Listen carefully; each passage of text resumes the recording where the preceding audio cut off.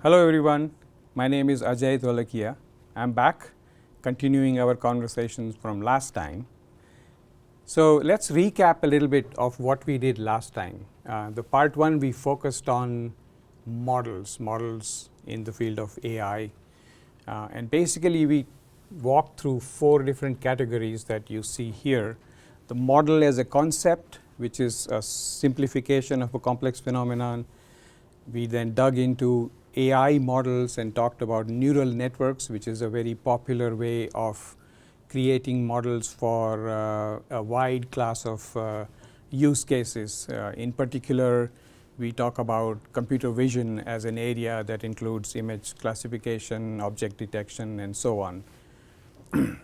Then we moved on to talking about natural language processing, or NLP. And the recent resurgence that we have seen in this field called generative AI, and the models that have become very popular and in fact have become common terms in many conversations, the LLM, or large language model. So the attention is now shifting from neural networks to LLMs, large language models, that you hear everybody talking about a lot. And finally, we ended with this notion of foundation models, which is a broader category of models that start to include not just language, meaning text, but also you start to put in image both as an input, also potentially as a generated output. So that sort of led us to, I was thinking how to represent that, and this picture here captures that the broader category is foundation models. Within it, one type of foundation models are the LLMs, but there could be others. And in that context, the other thing we talked about last time, if you recall, was GPT, which was generative pre-trained transformers. And GPT, in some sense, are a specific type of large language models, or at least that's how they started out. The generative part is the basis of the Gen AI revolution. This is going to be important. This is the pre-trained part, and then a specific architecture that we talked about, transformers. And speaking of NLP, natural language processing, there are many use cases that are coming up. Most commonly, you see people engaging in question and answer or search assisted by question and answer type thing, text summarization. There is also other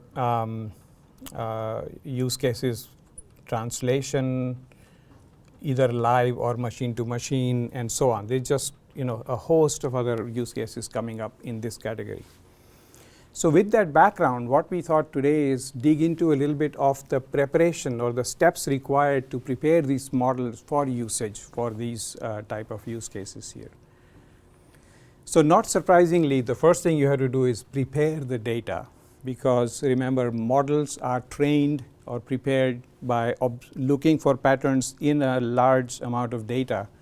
So instead of being prescriptively programmed, if this happens, do that. AI models are all about looking at available data and figuring out the patterns, and then somehow capturing or summarizing or simplifying those patterns. Remember, simplifying complex phenomenon. Simplifying those in a way that when you give it new data, it's able to make some prediction or some generation. So data prep is a huge step. And you talk to data scientists, and they will tell you it is very time consuming. In fact, there are stats that are out there that say it could be 80% of the time you spend in doing the whole thing. It could take months, years even, to be able to get it all right. So this is certainly very time consuming. There are a host of other data related questions, cost, ownership, and so on. So we can really spend a whole session just talking about that one step. We won't do that today. All we want to do is keep in mind that we need to have data sets prepared to engage in the next step. Now, the next step is training the model. So, basically the data is passed through the data structure, whether it's a neural network or whether it's a transformer, and based on the available data, the model parameters or weights are adjusted. So, that was the other term that we talked about last time. So, this is basically, let's put it here, adjusting the parameters, and I would even say in some case weights. What's happening there is you have an idea of what this model should be looking at when presented with a bit of data. The model produces an output based on current values of the parameters. The difference between the two is kind of assessed, and then these parameters or weights are changed to make the prediction go closer to what was the intended outcome. So, it's somewhat learning process. That's kind of what's going on here. Larger the model, the more data you need, the more complex the problem, the more data you need, but that's basically what's going on there. Let's say at the end of the training phase, you have now stopped the training, flipped a switch, the model is trained, the weights are ready, the parameters are ready. We switch to this next step called inference, which is another word for using the model. So, inference is because you are trying to get a prediction or some sort of a best guess or a high probability, high confidence type outcome. So, you are trying to infer something from the new data that comes in. So, at this stage we are presenting the model with new data that it had not seen before during training. So, that's the flow. What's interesting though is that generative AI is adding another step in the middle here called fine tuning.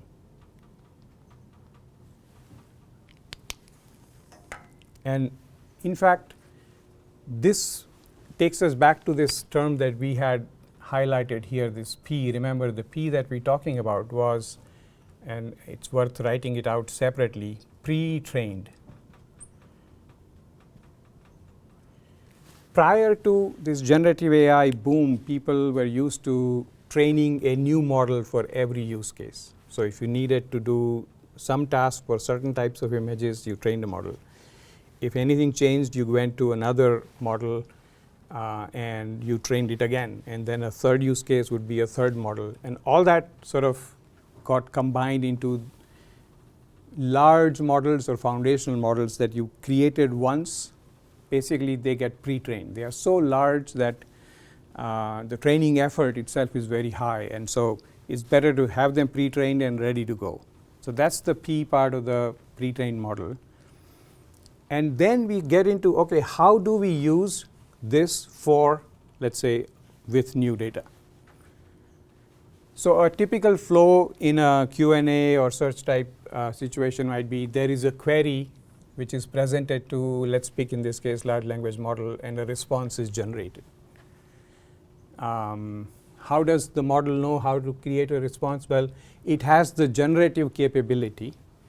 It also has been pre-trained with a lot of language focused data available that could be documents on the internet, that could be other repositories that have been fed into pre-training it. So, it knows how to predict the next word. The user query leads to a generation of a response, and one word at a time, or one token as they call them, the response gets generated. Left to its own devices, you might wonder, well, is this response context aware? Can I believe it? You may hear terms like hallucinations, which means basically, what does that mean? It means response generated without context. So, it could make up stuff, right, if it didn't have the right document that were part of the training data sets. So people have been trying to solve and address that problem, and this is where a couple of very interesting concepts come around. One of them that you will hear about a lot is called RAG, or Retrieval Augmented Generation. What is RAG? All what RAG is doing is providing the context. So let's say the context is contained in a set of documents. Those documents are put into a database offline, and the most popular type of databases that are used for this purpose is called, or are called, vector databases. So what you do is the text in the documents, one or more, is converted, and the technical term is creating embeddings and putting them into a vector space and putting them in a vector database. Without becoming too technical, that context is captured in a database that is now searchable, indexed, and you are able to retrieve certain specific answers or information from it. So that's the retrieval aspect here.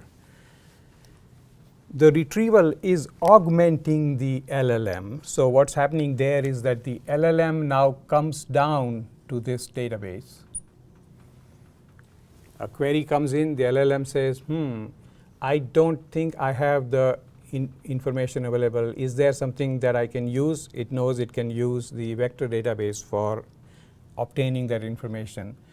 That information coming back is recasting, in some sense, the prompt that matches the query with the additional knowledge that came out of here. And now LLM is able to provide a proper response that is contained within that context. An example would be, you ask the large language model about a new system, let's say SR 650 V3 or V4 coming up.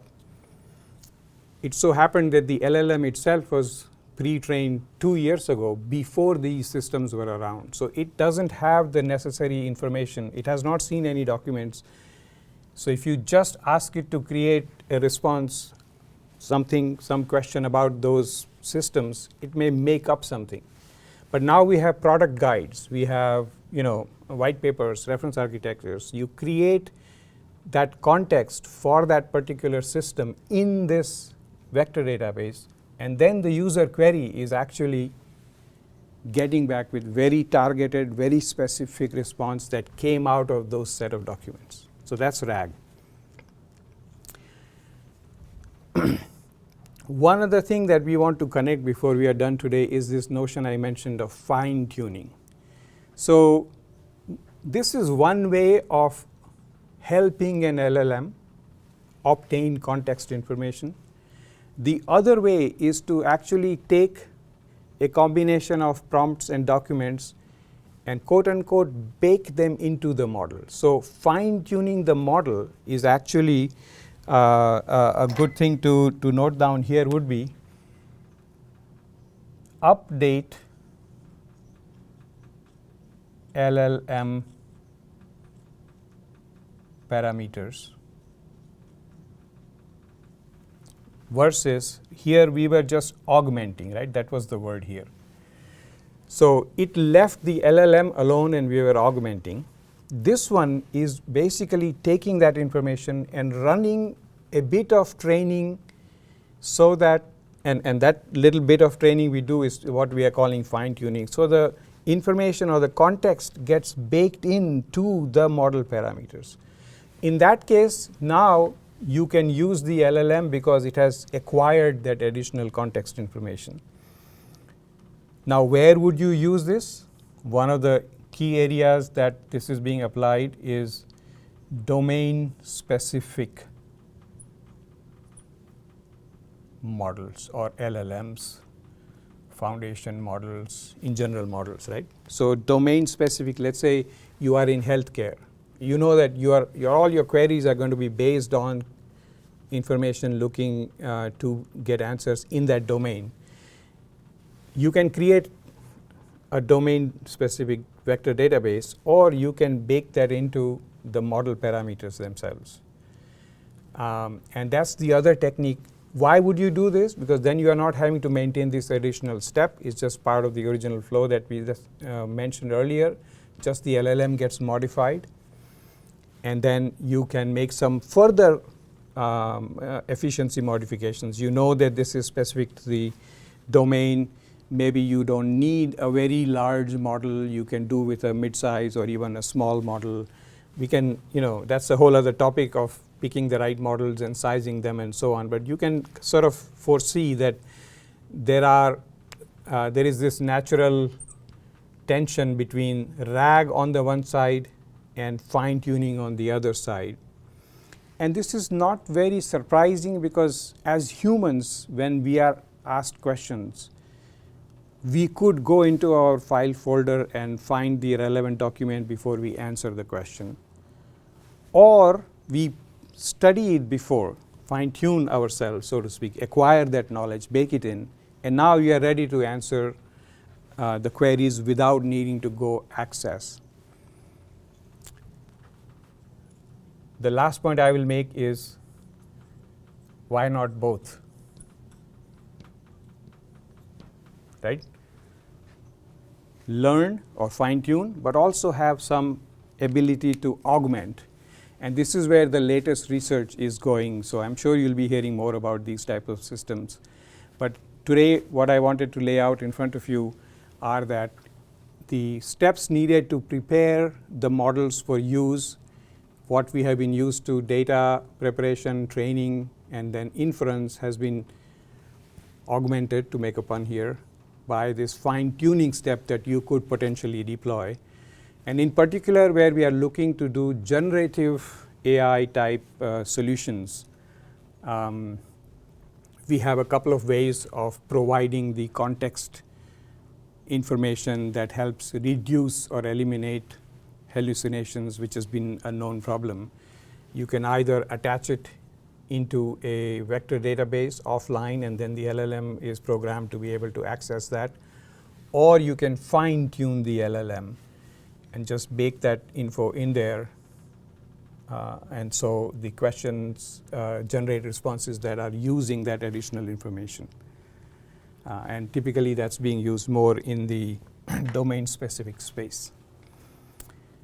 Hopefully this gave you an idea of what the models are, part one. Today we focused on how to prepare and use them, what are some different techniques that are becoming popular out there.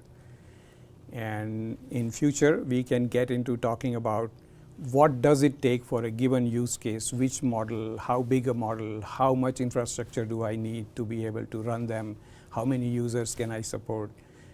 So stay tuned, we will get into that next time. Thank you.